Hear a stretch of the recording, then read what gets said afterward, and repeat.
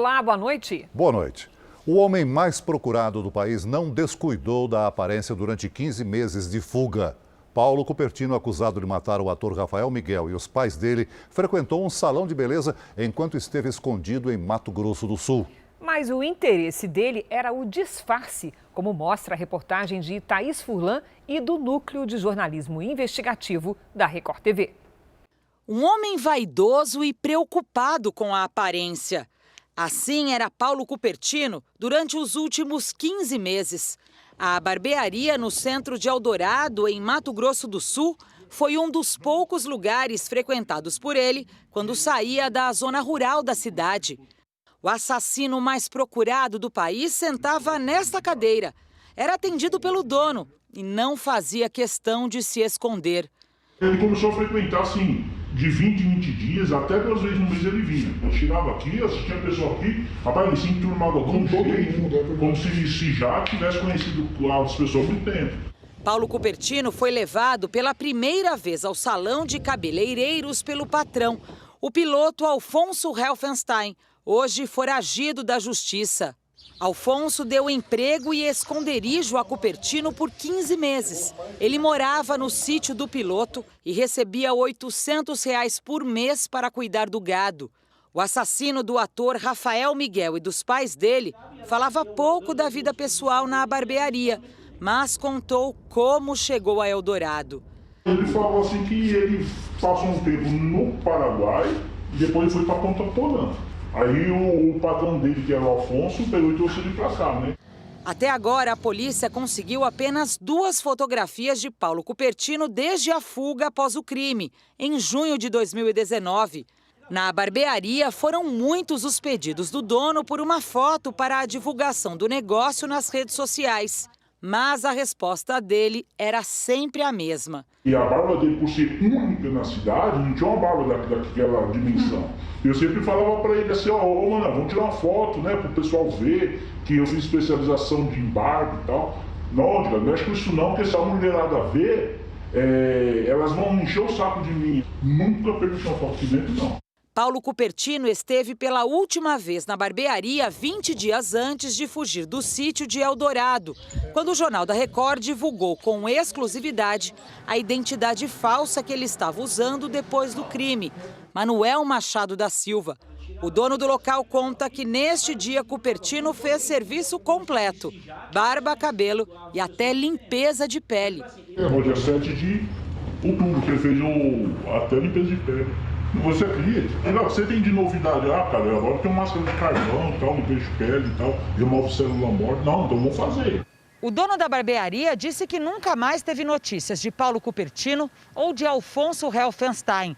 2 semanas depois do crime, a polícia de Mato Grosso do Sul ainda não conseguiu descobrir se os dois fugiram juntos de Eldorado, num avião da família de Alfonso, ou se Cupertino seguiu a pé pela estrada, pegando carona com caminhoneiros. Os policiais do Departamento de Homicídios de São Paulo continuam seguindo os rastros de Cupertino. Já rodaram mais de 4.000 quilômetros em 20 cidades do Paraná e Mato Grosso do Sul, colhendo pistas e deixando informações para que as pessoas denunciem a Polícia Paulista. Veja agora outros destaques do dia. Anvisa mantém suspensão da Coronavac. Butantan diz que a morte do voluntário não tem relação com a vacina. Genro de contraventor Castor de Andrade é morto no Rio. Motorista suspeito de matar ciclista se entrega em São Paulo. E nos Estados Unidos, Trump diz que vai vencer. Biden afirma que recursos do presidente terão pouca consequência.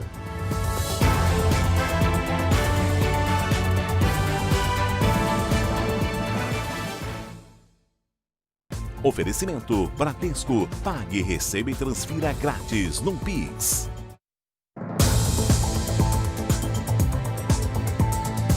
Um contraventor do Jogo do Bicho foi assassinado hoje no Rio de Janeiro.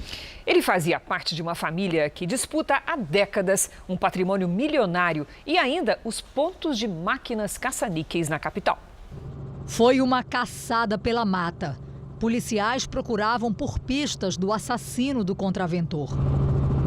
O terreno, em uma das avenidas mais movimentadas da Barra da Tijuca, fica ao lado do heliponto onde Fernando de Miranda Inácio, de 55 anos, foi assassinado. A suspeita é de que o criminoso tenha esperado pela vítima próximo ao muro de acesso da empresa de táxi aéreo. Testemunhas contaram à polícia que ouviram muitos tiros. Fernando e a mulher voltavam de helicóptero de Angra dos Reis no início da tarde. Fernando foi o primeiro a descer e assim que chegou no estacionamento foi atingido. A esposa percebeu a emboscada e correu de volta para a aeronave, que decolou às pressas. Fernando de Miranda Inácio é genro de outro contraventor, Castor de Andrade, morto há 23 anos. Ele disputava o controle das máquinas caça-níqueis e ainda o patrimônio do sogro com o Rogério de Andrade, sobrinho de Castor. Os conflitos pela herança nas últimas décadas foram marcados por atentados e mortes. Um dos filhos de Castor de Andrade também foi assassinado. Em 2010, uma bomba explodiu no carro que o filho de Rogério de Andrade dirigia. O jovem de 17 anos morreu por engano. O alvo era o pai. No ano passado, Fernando foi investigado por suspeita de financiar um grupo de matadores de aluguel. A polícia já fez perícia no carro do empresário e recolheu as cápsulas de fuzil. Uma irmã de Fernando foi até o local assim que soube da notícia. As imagens das câmeras de segurança podem ajudar a identificar os criminosos. Milhares de candidatos ao teste de carteirinha para a profissão de contador tiveram a prova interrompida durante as escolhas das questões. O Conselho Federal da categoria acredita ter sido alvo de um ataque cibernético. 40 mil candidatos à profissão de contador de todo o país deveriam fazer a segunda e última etapa da prova pela internet no domingo. Deveriam. Eles ficaram de liberar o site às 9 horas, são 9h24 e o site está dando estabilidade, não consigo entrar. Nayara só conseguiu responder a uma questão da prova quando a página saiu do ar. Respondi a primeira questão e apareceu prova finalizada. No mesmo dia, o Conselho Federal de Contabilidade anunciou que foi vítima de um ataque cibernético e que, por isso, teve que suspender a segunda etapa do chamado Exame de Suficiência deste ano. Notificamos a empresa Consulplan para que ela preste todos os esclarecimentos necessários a respeito dos problemas que inviabilizaram a realização do exame no dia de ontem. A prova é aplicada uma vez por ano com 2 etapas de múltipla escolha. A primeira foi em agosto. Aprovado, o candidato ganha uma carteirinha e o direito de exercer a profissão, assim como a OAB faz com os advogados. O Conselho vai reagendar uma nova data para essa etapa que foi suspensa e ainda não esclareceu como fica a situação dos candidatos que já tinham promessa de emprego ou de abrir a própria empresa de contabilidade. As redes sociais estão cheias de reclamações de pessoas como Amanda, que se preparou muito para o exame, mas teve que adiar o sonho de começar uma carreira profissional. Creio eu que a solução que eles vão dar é devolver o dinheiro. Devolver o dinheiro para quem está precisando de emprego, para quem está precisando de um CRC, não é solução. Após uma semana de ataque de hackers, a rede de computadores do Superior Tribunal de Justiça voltou a funcionar. O acesso de advogados a processos pelo site do tribunal já foi retomado. Semana que vem, os julgamentos virtuais devem ser remarcados e os prazos processuais voltaram a correr a partir de hoje. Os ataques de hackers também são o assunto do podcast JR 15 Minutos de hoje. Ouça no r7.com, Play Plus, YouTube e nos aplicativos de podcast. A Polícia Federal começou a ouvir as testemunhas do incêndio no Hospital de Bom Sucesso, no Rio de Janeiro. 15 pacientes morreram depois de transferidos. Prestaram depoimento o chefe da segurança e um funcionário terceirizado que percebeu o começo do incêndio no prédio no dia 27 de outubro. Os depoimentos continuam amanhã e o diretor do hospital também será ouvido. Vamos aos números de hoje da pandemia no Brasil. Segundo o Ministério da Saúde, o país tem 5.699.000 casos da Covid-19. São quase 163 mil mortos. Foram 174 registros de mortes nas últimas 24 horas. Devido a problemas técnicos, o Ministério da Saúde não tem atualizado os números de recuperados de casos e também os casos em acompanhamento. Os últimos dados disponíveis são da quarta-feira da semana passada, com mais de 5 milhões e 64 mil casos de pacientes recuperados e 364 mil em acompanhamento. O presidente eleito dos Estados Unidos, Joe Biden, afirmou hoje que a recusa de Donald Trump em reconhecer a própria derrota não terá grandes consequências. Enquanto isso, o secretário de Estado americano, Mike Pompeo, também se recusou a aceitar a vitória de Biden. O presidente Trump voltou a disparar pelas redes sociais. Nós vamos ganhar. Já Mike Pompeo, principal diplomata do governo, ironizou. Disse que a transição vai ser tranquila para um segundo mandato de Trump. Joe Biden fez um pronunciamento à tarde. Afirmou que a situação é constrangedora, mas não muda o resultado da eleição. A polêmica gerou também uma crise no Departamento de Justiça. Ontem, o Procurador-Geral da República autorizou a investigação sobre possíveis fraudes eleitorais. Hoje, o principal promotor de crimes eleitorais do departamento renunciou em protesto. Para o diretor da seção de crimes eleitorais do Departamento de Justiça, a ordem para investigações revoga uma política de 40 anos de não interferência até que o processo eleitoral esteja concluído. Para especialistas em eleições americanas, a crise no Departamento de Justiça pode inflamar ainda mais o já difícil processo de troca de poder. O atual presidente bloqueou o acesso da equipe de Biden a informações e recursos para a transição. Em resposta, a equipe do presidente eleito considera entrar na justiça para resolver o impasse.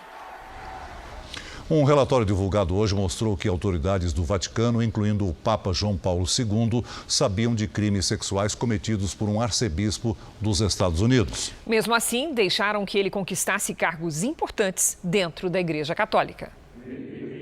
O Papa João Paulo II foi avisado dos supostos crimes de abuso sexual contra menores cometidos pelo arcebispo Theodore McCarrick. É o que mostra um relatório com 460 páginas feito pelo próprio Vaticano. Em vez de investigar, o ex-papa ainda promoveu o autor dos abusos. Só 17 anos depois, em 2018, McCarrick foi julgado e considerado culpado por crimes sexuais e abuso de poder. Ele foi expulso da igreja no ano passado. Um segundo relatório cita outros integrantes com grande influência na Igreja Católica que seguiram a mesma postura do Papa João Paulo II. O documento diz que muitos se preocuparam mais com a imagem da igreja do que com as vítimas dos abusos. Entre eles, o líder mais antigo da instituição na Inglaterra e no país de Gales, Vincent Nichols. Ele disse que enviou uma carta de renúncia ao Papa Francisco que o orientou a continuar no cargo. O inquérito calcula que, por ano, são registradas cerca de 100 denúncias desse tipo. Mas os autores do estudo acreditam que o número deve ser ainda maior, porque muitas vítimas não têm coragem de denunciar. Veja a seguir, a Anvisa mantém a suspensão dos testes da Coronavac e o Supremo dá 48 horas para a agência explicar a paralisação. E ainda nesta edição, motorista suspeito de atropelar e matar ciclista presta depoimento e é liberado.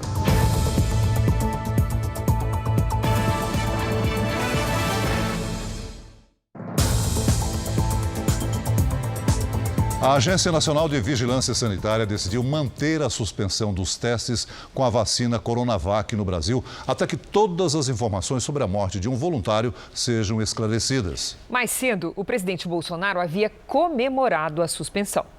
Em entrevista coletiva, o diretor-presidente da Anvisa afirmou ter seguido o protocolo para suspender temporariamente os testes da vacina, que deve ser produzida pelo Instituto Butantan em São Paulo. Isso porque recebeu recentemente a informação de um evento adverso grave não esperado. Nesse caso, o protocolo manda suspender os testes, até que um comitê independente diga se eles podem ou não continuar. Quando temos eventos adversos não esperados, aqueles que num primeiro momento não conseguimos estabelecer uma correlação, a sequência de eventos é uma só, interrupção do estudo.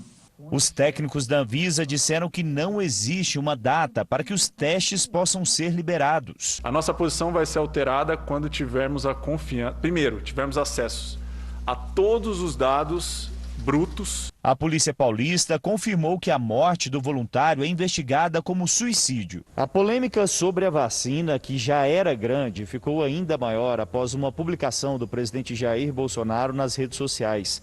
Bolsonaro respondeu ao comentário de um internauta que perguntou sobre a compra da Coronavac, caso a vacina fosse aprovada pela Anvisa. Bolsonaro então escreveu: morte, invalidez, anomalia. Esta é a vacina que Dória queria obrigar todos os paulistanos a tomar. O presidente disse que a vacina jamais poderia ser obrigatória e concluiu: mais uma que Jair Bolsonaro ganha. A avaliação de integrantes do Palácio do Planalto é que a discussão sobre a vacina politizou e que isso não é bom. As reações no mundo político foram imediatas. O PSDB afirmou que o presidente Bolsonaro comemorou a morte de um voluntário da Coronavac e que essa é mais uma prova de que ele coloca suas pretensões políticas acima de todos e não se importa com a vida dos brasileiros. No Congresso, as declarações de Jair Bolsonaro também repercutiram. O presidente Bolsonaro tem mais é que comemorar mesmo a suspensão da vacina do Coronavac. O governador João Dória quer tratar os paulistas e os brasileiros como gado. Então quer dizer que a vacina era uma disputa política. Eu sou uma cobaia política. Eu acho que é muito infeliz a afirmação do presidente Jair Bolsonaro dizendo que derrotou João Dória na corrida da vacina contra a Covid. O vice-presidente Hamilton Mourão também comentou a declaração. Vocês sabem que todo e qualquer processo de vacina ele sofre avanços e recuos. Vamos lembrar que aquela outra vacina de Oxford ela também teve aí a sua testagem interrompida quando houve um óbito aí nas pessoas que eram do grupo que estava sendo submetido a esse teste. Então é o mesmo procedimento com essa. Na Câmara e no Senado já existem requerimentos para convocar os presidentes da Anvisa e do Butantan a dar explicações. A gente não pode permitir que a questão política se coloque acima do interesse público, no caso específico, o interesse da saúde. No fim da tarde, em evento no Palácio do Planalto, Jair Bolsonaro voltou a falar sobre o coronavírus. Tudo agora é pandemia. Tem que acabar com esse negócio, pô. Lamento os mortos, lamento. Todos nós vamos morrer um dia. Não adianta fugir disso, fugir da realidade. Tem que deixar de ser um país de maricas. Olha que prato cheio para a imprensa. Ó. Prato cheio para a urubuzada que está ali atrás. Ali. Temos que enfrentar, peito aberto, lutar. A geração hoje em dia é todinho, Nutella, Zap. O presidente Bolsonaro também reagiu a declarações do presidente eleito dos Estados Unidos, Joe Biden, sobre possíveis sanções por causa do desmatamento na Amazônia. Assistimos há pouco aí um grande candidato à chefia de Estado dizer que se eu não apagar o fogo da Amazônia, levanta barreiras comerciais contra o Brasil. E como é que nós podemos fazer frente a tudo isso? Apenas a diplomacia não dá, né, Ernesto? Que quando acaba a saliva, tem que ter pólvora, senão não funciona. Não precisa nem usar pólvora, mas tem que saber que tem. O presidente da Câmara, Rodrigo Maia, comentou as declarações de hoje do presidente Jair Bolsonaro. Abre aspas. Entre pólvora, maricas e o risco à hiperinflação, temos mais de 160 mil mortos no país. Uma economia frágil e um Estado às escuras. Em nome da Câmara dos Deputados, reafirmo o nosso compromisso com a vacina. Fecha aspas. Em São Paulo, autoridades ligadas ao desenvolvimento da vacina Coronavac se disseram surpresas com a decisão da Anvisa. A entrevista foi no Instituto Butantan. Para o secretário de Saúde do Estado e para o diretor da instituição, não há motivo para suspender os testes com a Coronavac. Segundo o Instituto, a morte da pessoa não foi causada pela vacina. Pela lisura ética, humanitária, respeitaremos e sempre respeitaremos os dados do paciente em questão e bem como de todos os seus familiares, entendendo que um evento adverso grave é todo aquele que envolve aquela pessoa, mas não está relacionada à vacina. Em nota, a Secretaria de Segurança Pública confirma que o caso do voluntário da vacina é investigado como suicídio e que exames periciais estão em andamento. Segundo a Secretaria, mais detalhes não serão divulgados até a conclusão dos laudos técnicos. O diretor do Instituto Butantan disse que a Anvisa sabia do caso do voluntário desde o dia 6, quando recebeu as informações do Hospital das Clínicas, um dos centros que participam da pesquisa. E os dados já mostravam que não houve relação entre a morte e a vacina. Dimas Covas também afirmou que a suspensão dos testes não foi comunicada oficialmente ao Instituto, que tomou conhecimento quando a decisão foi divulgada pela imprensa. O processo, da forma como ele aconteceu, poderia ter sido diferente. O Butantan tem 119 anos de história. Ele produz 75% das vacinas utilizadas pelos brasileiros. Nesse estudo clínico em particular, não seria diferente. Mais de 10 mil voluntários já tomaram a Coronavac. Segundo o Butantan, até agora só há registros de reações leves nos pacientes. Representantes do Instituto e da Anvisa fizeram uma reunião virtual hoje pela manhã. E a expectativa em São Paulo é que a retomada dos testes seja autorizada em breve. Não existe absolutamente nenhuma relação da causa da morte desse paciente ou desta paciente com o suposta vacina, porque nós não sabemos nem se ela tomou vacina ou se ela tomou placebo.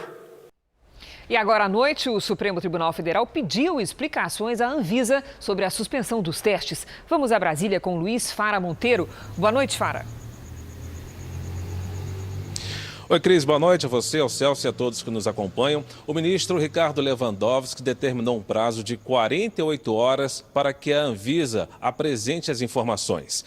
Na decisão, Ricardo Lewandowski disse que levou em consideração as notícias da suspensão dos testes no Brasil. Ele quer saber, por exemplo, quais são os critérios usados no estudo e também o atual estágio de aprovação da Coronavac. O ministro é relator de várias ações apresentadas pelos partidos políticos que querem obrigar o governo federal a realizar a aquisição da vacina. Há 20 dias, o ministro da Saúde, Eduardo Pazuello, chegou a confirmar a compra da Coronavac, mas foi desautorizado publicamente pelo presidente Bolsonaro.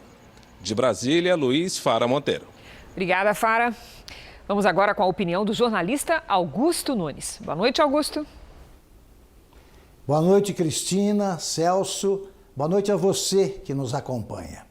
Depois de politizar a pandemia de Covid-19, principalmente a origem do vírus, a quarentena e o uso de máscaras, o Brasil se tornou o único país do mundo a transformar a vacina numa questão eleitoral. Essa deformação ficou evidente com a suspensão da atual fase de testes da Coronavac, determinada pela Anvisa ao constatar-se a morte de um voluntário. Em países menos polarizados, isso seria um problema científico a resolver. No Brasil, transformou-se numa questão política a explorar. O governador João Dória errou ao indignar-se com a decisão da Anvisa, ainda que se confirme que o voluntário cometeu suicídio. E o presidente da República errou ao divulgar um texto que terminava com a seguinte frase, aspas, Jair Bolsonaro ganhou mais uma, fecha aspas. Ninguém deve ser contra a busca da imunização contra a Covid-19. Ninguém ganha com fatos que retardam o avanço de pesquisas científicas. O presidente da República nada ganhou com o episódio. Todos perdemos. Veja a seguir, Rogério Ceni é o novo técnico do Flamengo. E também, tecnologia que reduz queda de cabelos em pacientes com câncer chega ao SUS.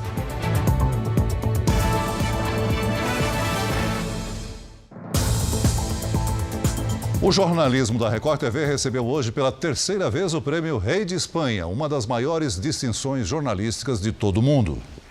O prêmio foi entregue pelas mãos do rei Felipe VI. Quem o recebeu em nome de toda a equipe da Record TV foi o jornalista Gustavo Costa. A emissora venceu na categoria televisão com a reportagem A Besta, que foi ao ar no programa Câmera Record. Michel. Ela relata a perigosa viagem de imigrantes que tentam chegar à fronteira dos Estados Unidos a bordo do chamado Trem da Morte, ou La Bestia, como também é conhecido em espanhol. A travessia clandestina pela América Central mata ou mutila mais de 1.000 pessoas a cada ano. Que cruzam o México no trem? Durante 21 dias, o repórter Romeu Piccoli e a equipe acompanharam a saga dos que desafiam a morte na esperança de conquistar uma vida melhor. A produção da Record TV concorreu com mais de 200 trabalhos de 17 países. 11 presos fugiram de uma cadeia no Paraná por meio de um túnel cavado até o lado de fora. As imagens são das câmeras de monitoramento da cadeia pública de Pato Branco.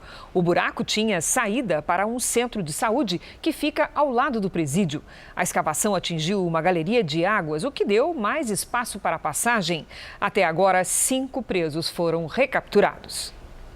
O Jornal da Record segue nas redes sociais e também para Brasília. Reviravolta na investigação da morte de um tenente do Corpo de Bombeiros no Rio Grande do Sul. A mulher dele foi presa suspeita do crime. Iago Rudimar Machado, enteado da vítima, era o principal suspeito pelo assassinato. Agora, a polícia prendeu Ledamares Contreira.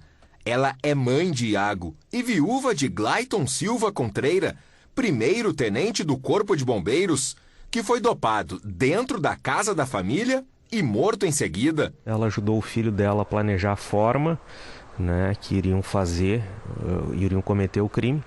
E também na execução ela ajudou, provavelmente, dopando o tenente, a vítima, e ajudando então o enteado do filho dela a carregar o tenente desfalecido para o veículo. O crime foi no fim de outubro, em Sapiranga, região metropolitana de Porto Alegre. Glayton, que tinha 52 anos, e Ledamares, de 45, estavam em processo de divórcio. De acordo com a polícia, o crime está relacionado com a disputa por patrimônio. Iago, que é militar e tem 25 anos, está preso. Ele e a mãe, que chegaram a ir até uma delegacia para registrar ocorrência pelo então desaparecimento de Glayton, agora vão responder por homicídio qualificado. O dia foi de contar os prejuízos provocados por uma explosão num depósito de fogos na Bahia. Os vizinhos querem saber quem vai pagar pelos estragos. A perícia ainda não apareceu para descobrir o que provocou o acidente. O local onde ficava o depósito virou uma cratera. O telhado da casa vizinha quase todo destruído. Portas e janelas despedaçadas. Cristiane diz que parecia cena de filme. A gente começou com aquele pânico todo, só queria saber de pegar as crianças, que estava todo brincando lá fora, todo mundo brincando, e a gente sem saber de fato o que era. A explosão no depósito de fogos foi nesta segunda-feira em Simões Filho, região metropolitana de Salvador. Dona Maria do Valina cuidava das plantas na hora do estrondo. Pensou que ia morrer. Quando eu cheguei dentro de casa, aí foi que veio aquele impacto assim, que eu nem percebi como foi que passou. Eu só vi a tepocar, e cair tudo no chão. Essas são as casas mais próximas do depósito. Ficam a cerca de 200 metros. A explosão foi tão grande que uma das telhas de zinco do galpão veio parar aqui, olha só, toda retorcida. Segundo o Corpo de Bombeiros, a empresa tinha licenças para funcionar nessa localidade que fica dentro de uma área de proteção ambiental. Eles tinham a VCB, que é a documentação ou licença do Corpo de Bombeiros, e da mesma maneira do Exército, que é quem faz, em razão da Constituição, esse controle de explosivos. Ao todo, 11 casas foram danificadas. 2 pessoas ficaram levemente feridas. Hoje foi dia de aguardar a perícia, mas até o fim da tarde, nenhuma autoridade havia aparecido. Uma operação da Receita Federal no Paraná e em São Paulo flagrou a importação ilegal de cabelo humano. Pela manhã, a Polícia Federal cumpriu 7 mandados de busca e apreensão nos 2 estados. O objetivo era desarticular um grupo criminoso especializado na importação irregular de cabelos humanos da Índia. O caminho de entrada era a fronteira do Paraguai com a cidade de Foz do Iguaçu, no Paraná. Uma vez no Brasil, o cabelo era distribuído por todo o país para a confecção de perucas. No litoral de São Paulo, um ex-policial militar acusado de matar um atleta da seleção brasileira de hóquei foi a júri popular. 6 pessoas foram ouvidas, 3 delas testemunhas. Jarbas Colferai Neto é acusado de homicídio qualificado. Em setembro de 2017, o policial teria executado o atleta Matheus Garcia. Imagens de câmeras de segurança mostram o que seria o momento do assassinato na cidade de São Vicente. De acordo com o advogado da família da vítima, o ex-policial alegou ciúmes e afirma que Matheus Garcia teria tido um caso com a namorada dele na época. O secretário-geral da Organização para a Libertação da Palestina morreu devido a complicações provocadas pelo coronavírus. Saeb Erekat tinha 65 anos e foi uma das figuras palestinas mais conhecidas internacionalmente. Ele sofria de fibrose pulmonar e já foi submetido a um transplante de pulmão. Erekat participou da maioria das negociações de paz com o governo israelense desde 1991. O presidente da Autoridade Palestina, Mahmoud Abbas, decretou luto oficial de 3 dias. Em Caxias do Sul, a polícia fechou uma fábrica clandestina de armas de fogo. Um homem de 39 anos foi preso em flagrante por posse irregular de arma de fogo. No local foram apreendidas diversas armas de fabricação artesanal, como uma metralhadora, pistolas calibre 9mm, munições, carregadores, silenciadores, rádios comunicadores, dinheiro e diversas peças de armas. Segundo a polícia, o preso é suspeito de ser responsável pela fabricação e manutenção de armas de fogo para grupos criminosos do estado. No Peru, o chefe do Congresso assumiu hoje a presidência do país após Martín Vizcarra sofrer impeachment. Manuel Merino será o terceiro a ocupar o cargo desde 2016. O mandato dele vai até julho do ano que vem. Ontem, Martín Vizcarra aceitou a destituição e deixou imediatamente a presidência. Ele foi acusado de receber propina em 2014, quando era governador. Após a votação, um deputado pró-impeachment foi atacado por um manifestante.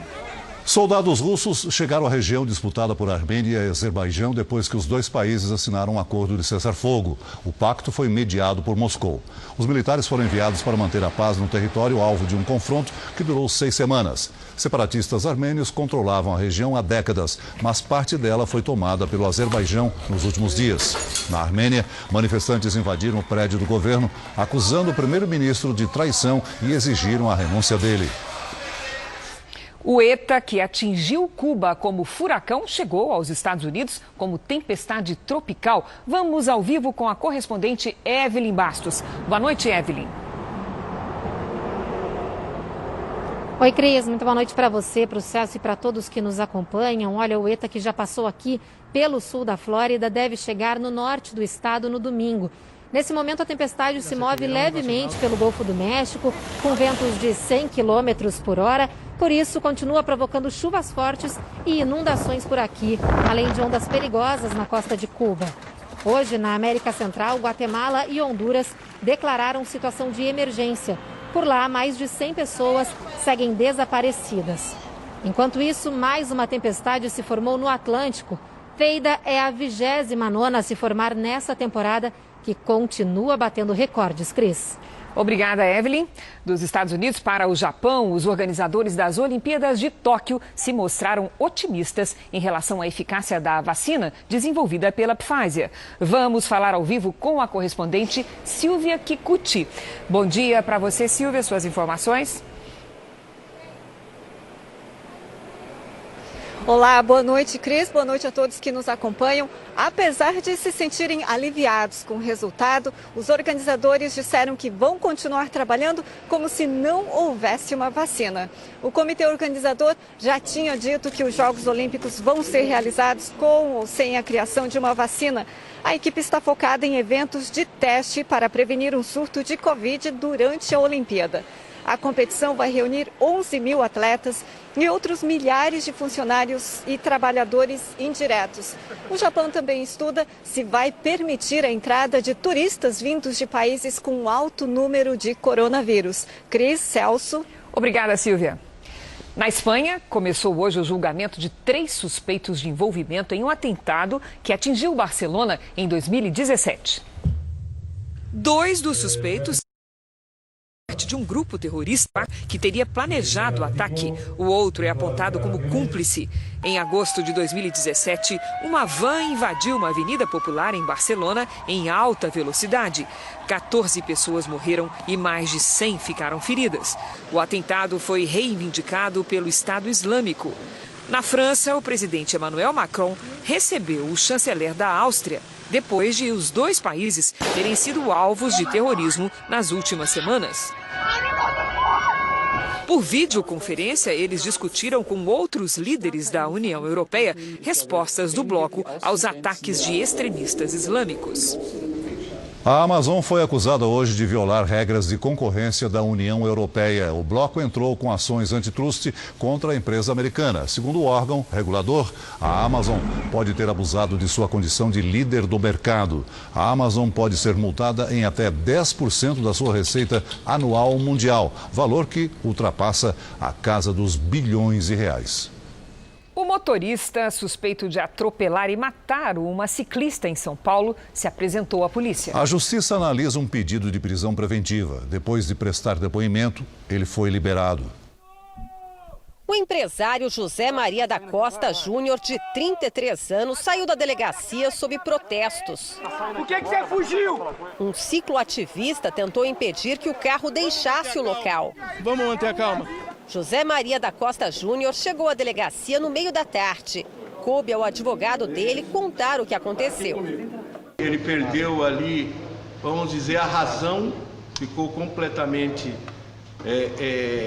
num estado de tensão muito forte e decidiu sair do local. A socióloga Marina Arcotti foi atropelada no domingo à noite, nesta avenida em São Paulo. O motorista fugiu sem prestar socorro. Testemunhas anotaram a placa e avisaram a polícia.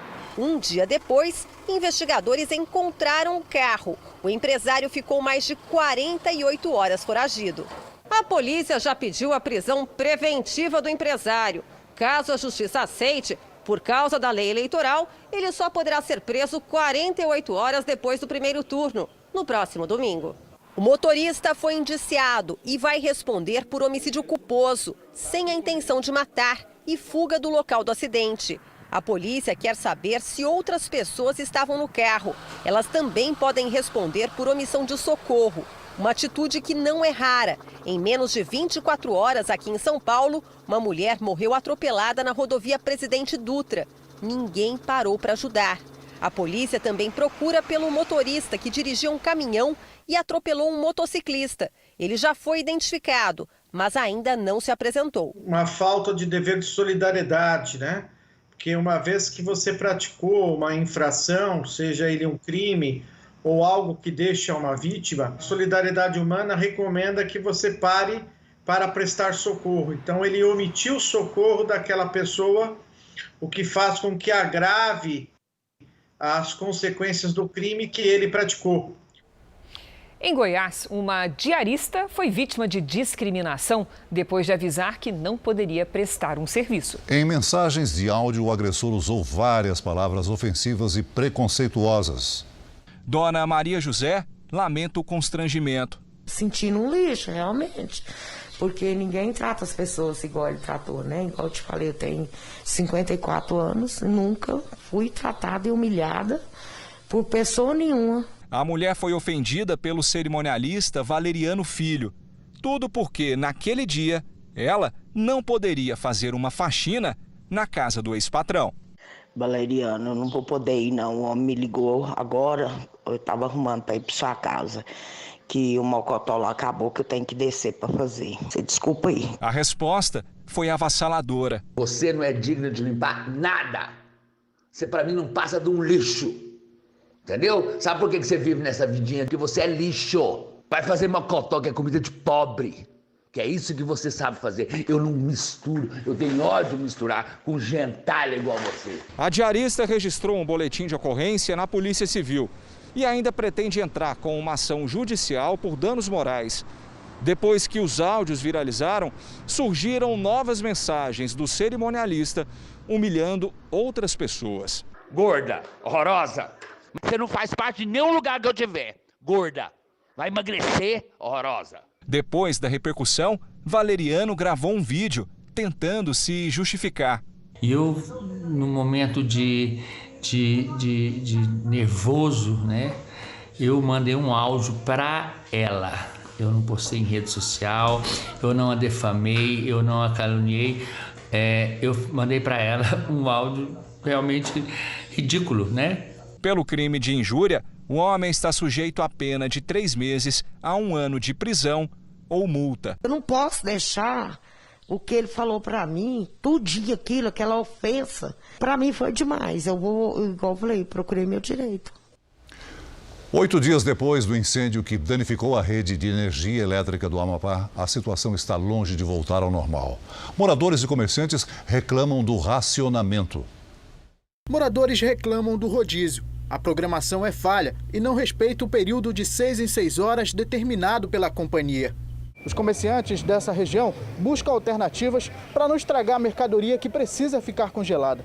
Nesse estabelecimento, o proprietário coloca gelo em cada freezer. É muito difícil, né? Porque esse horário não dá para gelar refrigerante, não dá para segurar os laticínios, estraga, a gente tem que comprar gelo. Os comerciantes improvisam. A maioria deixou de comprar produtos congelados. No estabelecimento da Leila, o prejuízo maior foi na parte de hortifruti. A gente jogou muita coisa fora e, pelo que você viu ali, a gente só está comprando só para ter mesmo, só para manter, né? Para não perder o cliente, mas a gente está perdendo muita venda. Nesta terça-feira, o Ministério do Desenvolvimento Regional anunciou a liberação emergencial de mais de 21 milhões de reais para o governo do Amapá executar o plano de ação para reduzir os impactos gerados pelo apagão. O recurso será destinado para o aluguel de geradores de energia, viaturas para a saúde e compra de combustível.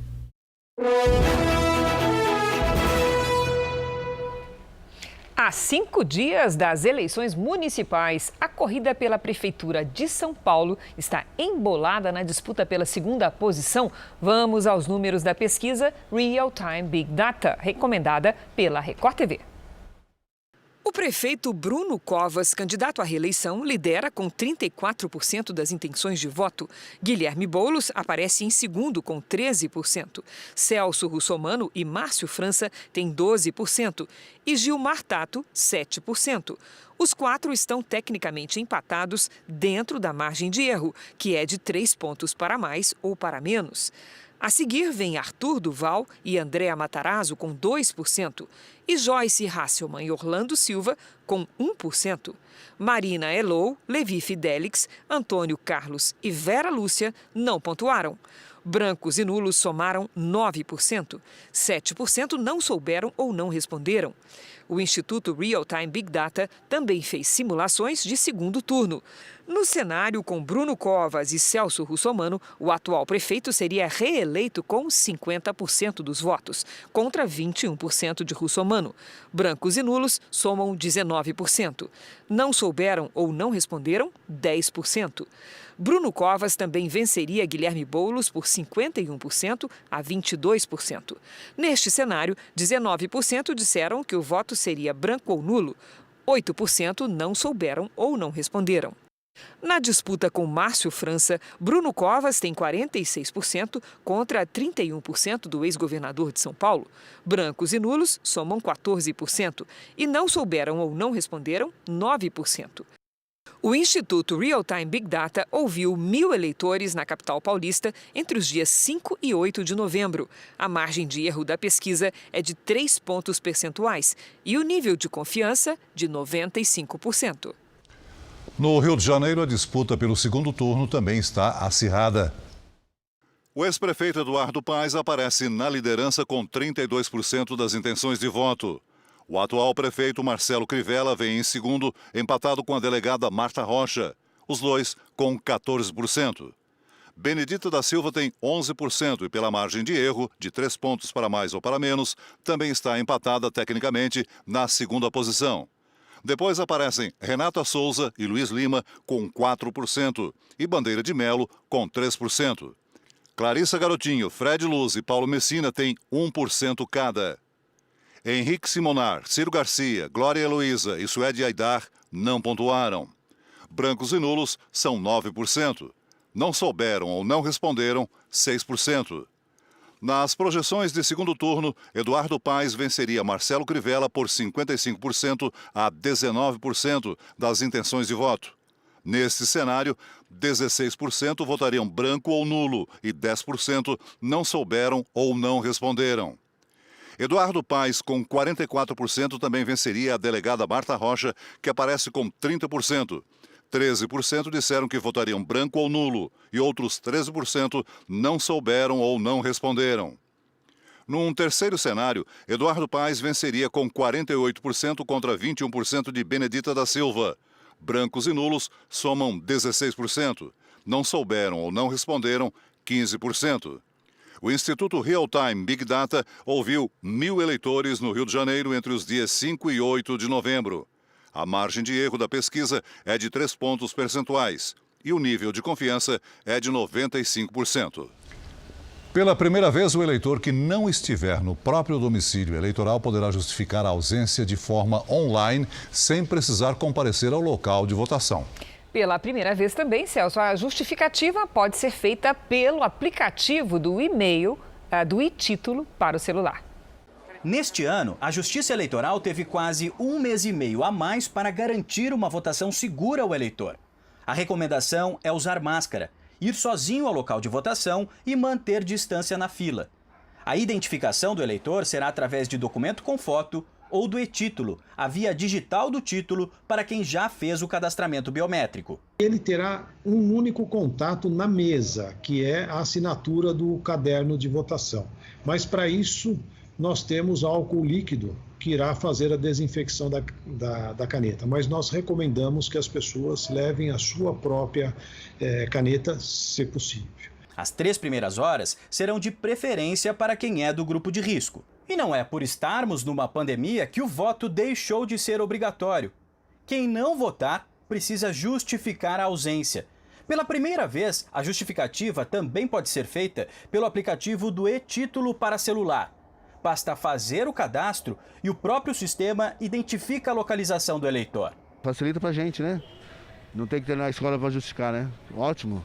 Tá muito mais certo, né? Porque você não pode ficar circulando de cima para baixo. Este cientista social e político acredita que pouco mais de 6% dos eleitores não devem votar neste ano. E não é por causa da pandemia. Existem na cidade sempre aquelas pessoas que não querem mesmo votar por algum tipo de revolta, por não encontrar um candidato que represente o que ela pense, e também aquele candidato que está muito indeciso, que até chegar o momento da urna pode ser que pela falta de decisão ele acabe não indo ou anulando seu voto no momento da urna. Só não pode votar quem estiver doente ou com os sintomas da Covid-19.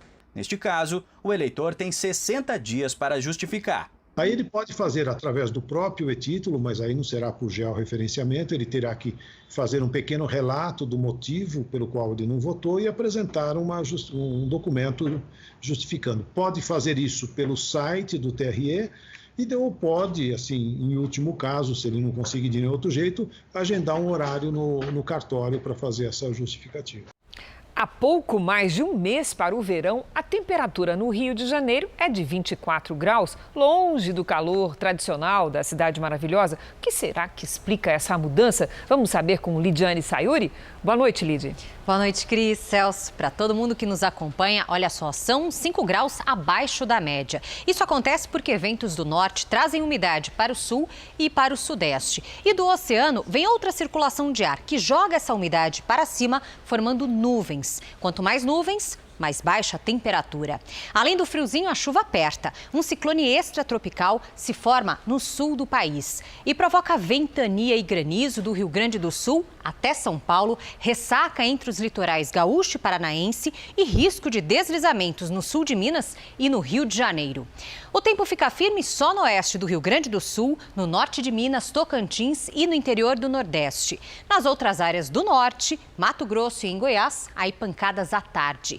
Em Curitiba, amanhã, máxima de 23 graus. Faz até 34 em Cuiabá e também em Palmas. Em São Paulo, temporais no fim do dia, com máxima amanhã de 25 graus. Obrigada, Lidy. Até amanhã. Veja a seguir, criança de 4 anos acha cobra dentro do carro. E também o primeiro dia dos novos técnicos de Internacional e Flamengo.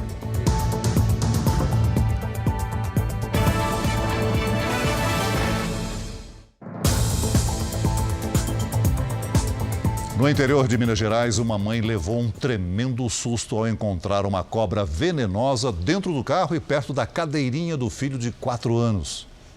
As imagens mostram a serpente já debaixo do banco da frente do carro. A jararaca estava bastante agitada.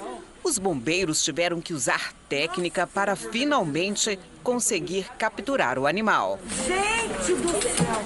A mãe saiu com o filho de casa na zona rural de Guaxupé, cidade a cerca de 400 quilômetros da capital mineira, e seguiu de carro para a região central da cidade.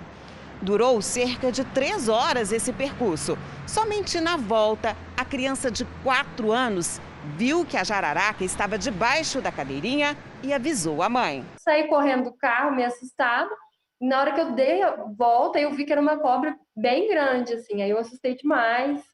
Foi aquela choradeira, né? Aquele susto. A cobra estava bem agitada, ela se esquivou, passou debaixo do banco do passageiro e foi para a parte da frente. Estava bem atacada a cobra. Estava na cadeirinha dele, na verdade, né? Estava entre o banco e a cadeirinha dele.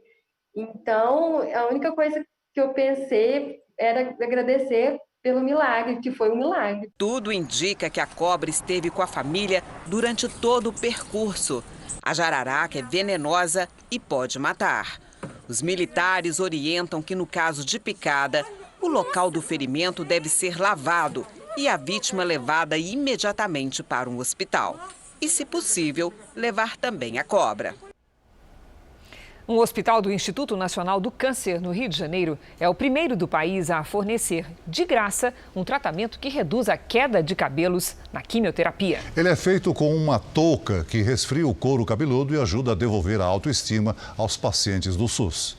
Confiante. É desse jeito que a Maria da Glória segue para a última sessão de quimioterapia. Mas quando recebeu o diagnóstico de câncer de mama em março, não foi bem assim. Pensei que acabou tudo. Acabou meu emprego, acabou minha autoestima, acabou minha vontade de viver, acabou tudo, né? O tratamento da Maria da Glória é no Instituto Nacional do Câncer. Foi aqui que ela soube que a tão temida queda dos cabelos poderia ter solução. Essa novidade que está sendo experimentada em centros de tratamento contra o câncer aqui no Brasil já vem sendo estudada há décadas. A ideia é resfriar a cabeça do paciente durante a quimioterapia. Isso diminui a circulação de sangue e o contato do couro cabeludo com a medicação. Em casos menos agressivos da doença, a tecnologia ajuda a reduzir em até 92% a queda de cabelo. Essa daqui é a touca inglesa. Ela tem tudo a ver com a autoestima do paciente, mas vai além. Evita que muitos deles abandonem o tratamento. Quando ela sente que tem uma chance de isso não acontecer, então você observa nitidamente que elas aderem ao tratamento sem muitos questionamentos, de uma forma mais suave, entendeu? Há um mês, o equipamento está sendo testado em pacientes do INCA, com resultados bastante animadores. É um equipamento comprovadamente seguro na literatura, tem diversos trabalhos mostrando sua segurança, e com certeza só vem a ajudar. Para Maria da Glória, fez toda a diferença. Agora ela se sente mais forte para vencer esse e novos desafios. Passando por esse processo, agora eu vou poder fazer tudo que eu deixei para trás, que eu podia fazer e não fazia. Durante uma aula pela internet, uma professora de Santa Catarina disse que o presidente Jair Bolsonaro armou para matar a vereadora Marielle Franco. A polêmica começou quando um trecho da aula virtual foi parar nas redes sociais. O tema da aula era sobre crime político. A violência política ela é praticada por políticos. Bolsonaro levou uma facada? Levou, foi uma violência? Foi, mas não foi praticada por político. Foi um popular que fez, né? Foi um civil que fez isso.